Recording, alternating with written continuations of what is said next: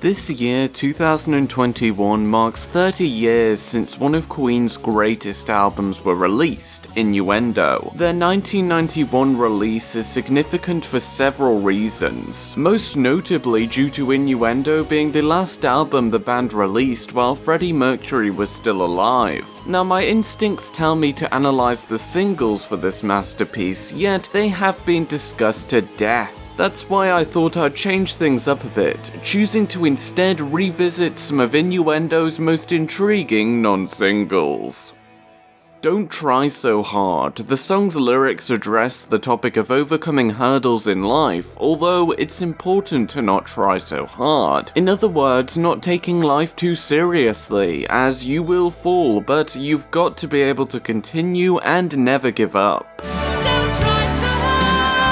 Freddie wrote this track. He most likely felt inspired to write the lyrics about this topic as he was dying of AIDS at the time. However, Mercury knew it was most important that he kept writing music despite the hardships he was facing. The uplifting though poignant lyrics are complemented by how the instrumentation begins by sounding melancholic and distant. Meanwhile, Freddie Mercury's vocals consist of heavy reverb and are particularly emotive. There is soon an abrupt change in mood and volume as the chorus comes in. It's empowering, reminding you not to take this pain to heart. The distorted guitars complement the impactful sound of the choruses, and Freddie's vocal performance is jaw-dropping. The keyboards heard throughout this ballad notably feature choir sections, which suits the genre. Don't Try So Hard is an overlooked song which deserves more recognition. Moving on to Ride the Wild Wind, this non-single is written by Roger Taylor and creates this notion of speed through its fast tempo. Moreover, a racing car can be heard occasionally, along with Roger's beating drums and John Deacon's exuberant bass lines. Brian May's guitar solo is similar to Breakthroughs, with how it is fast-paced and engaging.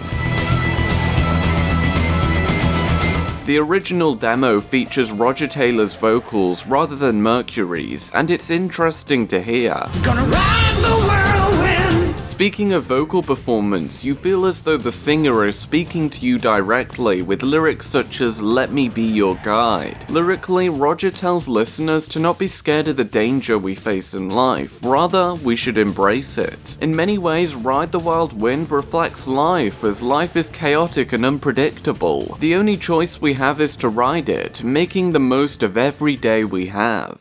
Okay, that was getting a little deep, so let's now discuss Delilah. This track was written by Freddie Mercury and dedicated to his favorite cat. Lyrically, cat owners will find the song to be relatable.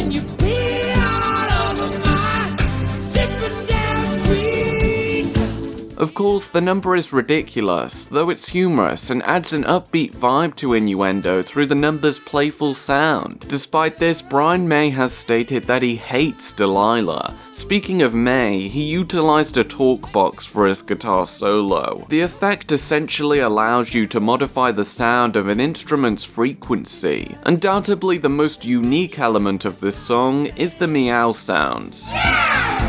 It's to no one's surprise that Freddie wrote a song about one of his cats. There are many other tributes Mercury made to his cat, such as with the artwork for Innuendo. Or how about the clothing he sports during the Days of Our Lives music video, featuring each of his cats? The Hitman. On the surface, the lyrics appear to tell the story of a hitman who gets a thrill out of killing people. However, if you dig a little deeper, you'll soon realize that Freddie Mercury wrote this track about the horrific disease which was ravaging his body. The hitman solely acts as a metaphor. Listening to this number from Freddie's perspective is saddening.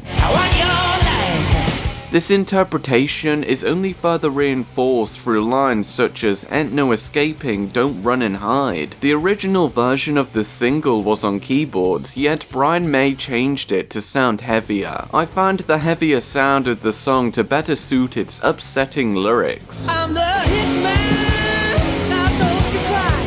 And yes, that was Brian's demo, yet it's Mercury's vocals which do this track justice, as the frontman's vocal performance is rock-oriented, being reminiscent of Freddie Mercury's vocals for the likes of Gimme the Prize and I Want It All. Speaking of the 1989 single, May's guitar solo is similar to I Want It All, though it's much heavier.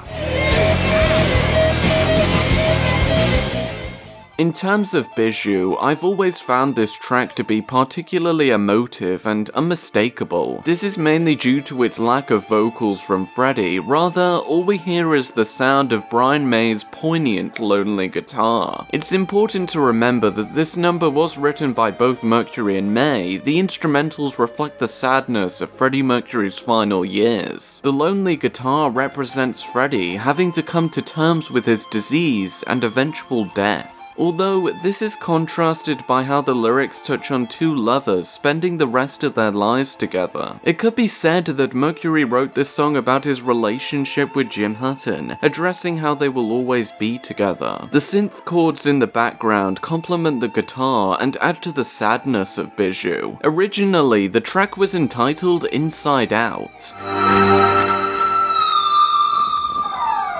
If you look up the definition for the word bijou, it's described as something small and elegant, such as jewelry or a highly priced item. The title once again refers to Freddie Mercury's relationship with Jim, touching on how their love was priceless. That, along with the music, kept Freddie going during his final, troubling years.